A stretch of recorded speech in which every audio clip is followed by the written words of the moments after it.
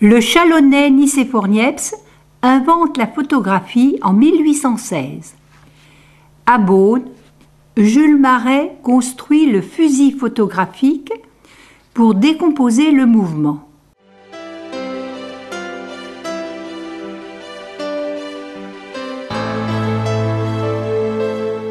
La lanterne magique est l'ancêtre du projecteur de cinéma. En 1895, les frères Lumière, fabricants de pellicules photo, inventent le cinéma. Ils transforment une suite d'images fixes en scènes animées grâce à la croix de Malte.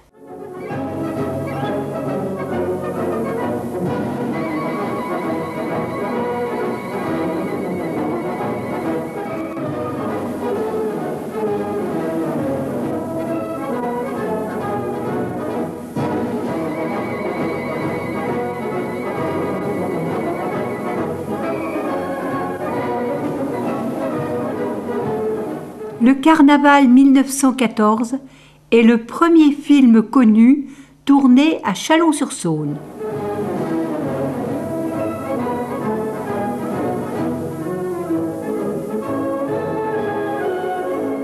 Un ancien modèle de caméra Parvot.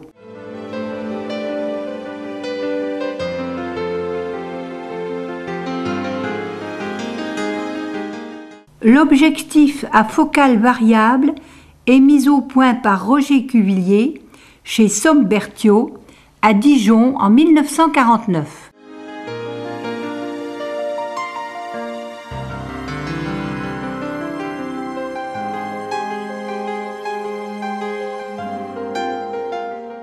Les premiers projecteurs avaient l'obturateur devant l'objectif.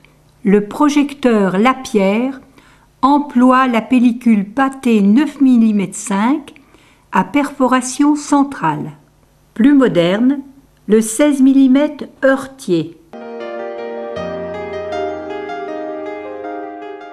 L'appareil 35 mm du Royal. Le projecteur de complément 16 mm Cinéric. La rembobineuse de programme. Les appareils de projection modernes sont équipés de lampes à arc au xénon.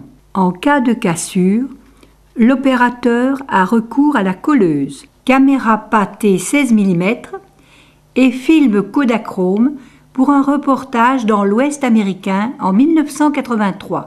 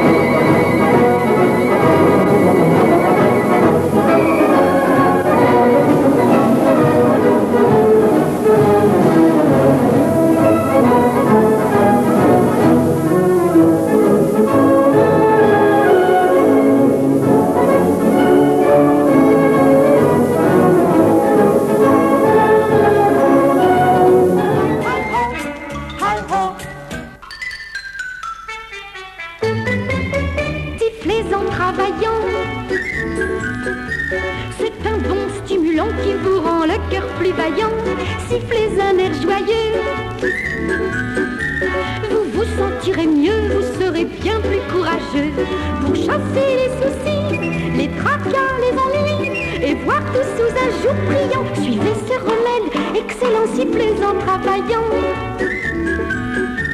Pour vivre heureux, toujours content, sifflez en travaillant. Sifflez en travaillant. La, la, la, la, la, la.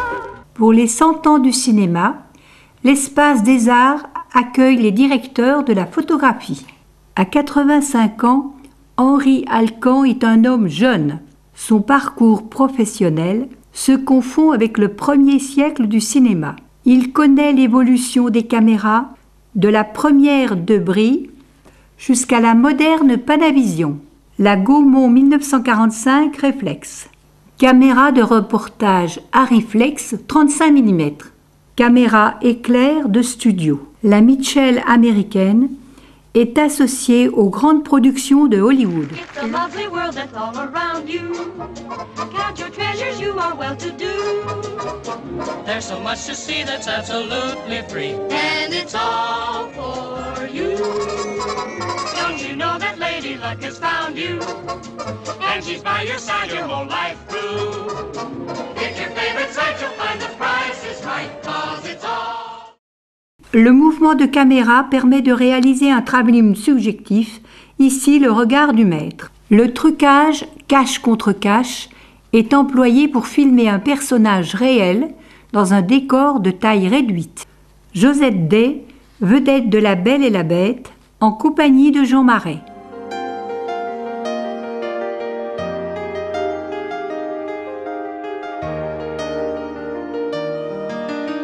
Henri Alcan est un remarquable directeur de la lumière.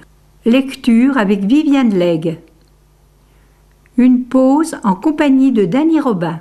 La bataille du rail de René Clément. Jean Gabin et Michel Morgan dans Le Quai des Brumes. En conversation avec Charlie Chaplin, auteur, réalisateur et musicien, c'est le plus complet des cinéastes. Marina Vladi en couleur pour La Princesse de Clèves.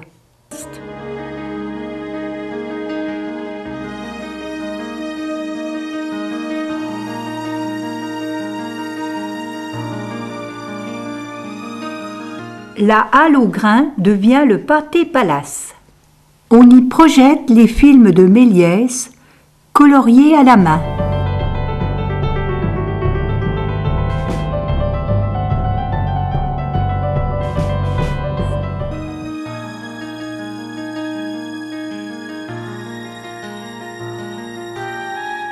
Le Familia devient le Paris, puis les Cinq Nefs.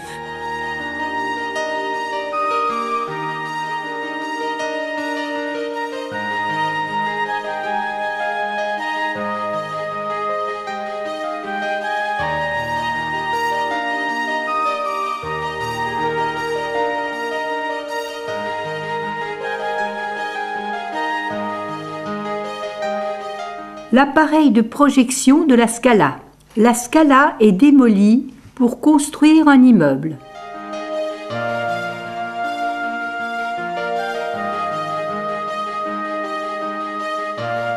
L'écran, construit en 1936, est réaménagé dans les années 1970 et devient un complexe multisalle et prend le nom d'Axel. En 2011, il est équipé d'un projecteur numérique 3D pour le film Avatar. Reconstitution du bar du Royal sous le regard de Rému. Arrosons les 100 ans du cinéma. Le jour le plus long remporte un immense succès à Châlons. 22 000 entrées. Dans quelques instants, nous allons avoir l'honneur de combattre. Il nous faudra tirer sur notre patrie pour en chasser l'ennemi qui l'occupe. La liberté est à ce prix. Vive la France!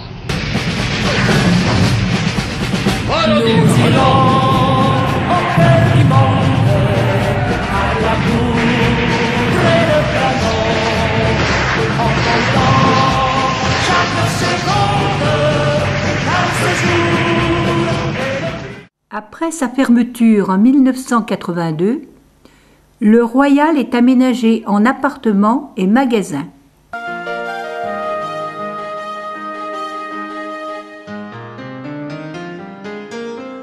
Derrière un rideau de pellicule 35 mm, nous pouvons admirer les plus belles affiches du 7e art.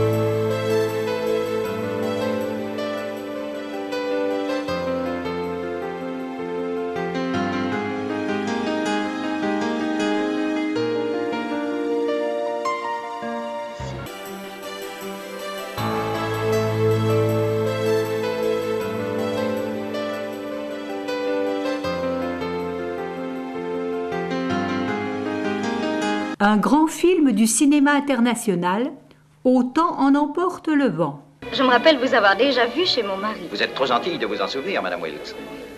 As-tu rencontré le capitaine Butler aux 12 chaînes, Scarlett? Oui, j'en ai l'impression. Dans la bibliothèque, Madame Hamilton, ce fut hélas trop bref. Vous aviez brisé quelque chose. Oui, capitaine Butler, je me souviens de vous.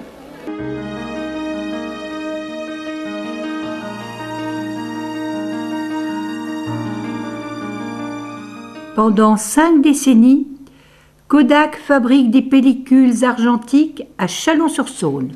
Kodachrome, Heptachrome et Eastman Color.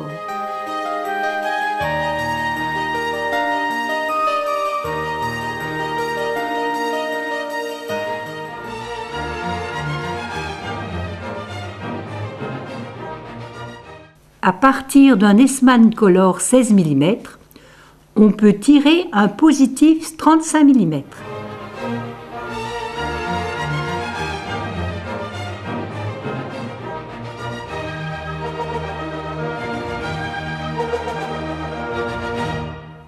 Le cinémascope compresse l'image à la prise de vue et donne une image 2 fois plus large à la projection. Le format 70 mm enregistre une image 2 fois plus grande que le cinémascope. VistaVision emploie le film 35 mm dans le sens horizontal.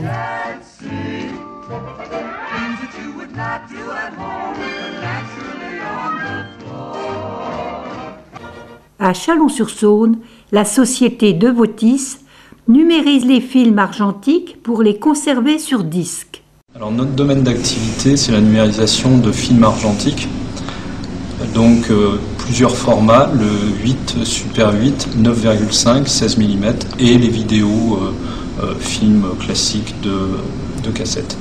C'est-à-dire que vous assurez la pérennité de films qui ont pu être tournés depuis l'invention du cinéma. Tout à fait. Alors on est sur le site Kodak et bon, le 8 mm et le Super 8 ont été fabriqués chez Kodak et de ce fait reviennent chez Kodak pour être numérisés mais sur un format DVD. C'est-à-dire vous assurez la révolution numérique quelque part un petit peu pour l'histoire. Oui, c'est important. Je pense que les gens ont envie de revoir leurs photos de famille, leurs images, et donc ça leur permet de revoir toutes ces images rapidement. Le Vox, inauguré en 1956, est le dernier cinéma construit à Chalon. Aujourd'hui, il compte 5 salles. Le film de Gérard Houry, La Grande Vadrouille, a remporté un immense succès au box. Pas de familiarité. Oh, mais ne croyez pas que vous allez me faire marcher à la baguette, moi, hein? Non, écoutez mon cher, dites-vous bien que nous ne sommes pas du même monde. Alors entre nous, il existera toujours ça, voilà. Alors donnez-moi la main. Non, donnez-moi la main. Mais qu'est-ce que c'est que ce crâne? Faites attention, hein, faites très attention. Bon. Non, attendez-moi. Actuellement, un projet est à l'étude pour construire un complexe cinématographique à la Halle Fraissinet, au sud de Chalon. Terminons par un panoramique sur la fresque chalonnaise réalisée par le peintre Jean Chuc.